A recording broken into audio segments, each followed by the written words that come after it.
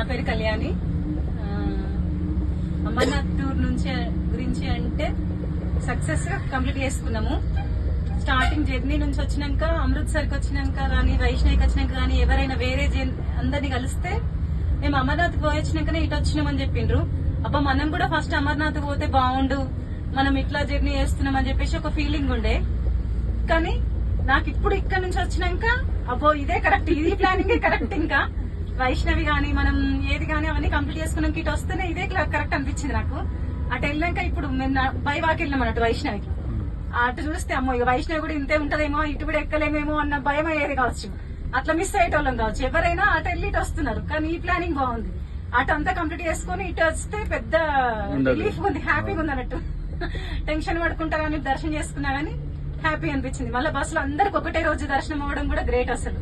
అంతే full success అనిపించింది, మంచిగా ఉంది. ఇంకా ఫుడ్ గానీ ఏది గానీ, అరేంజ్మెంట్స్ గానీ, హోటల్స్ గానీ ఏవి గానీ సూపర్. Thank you.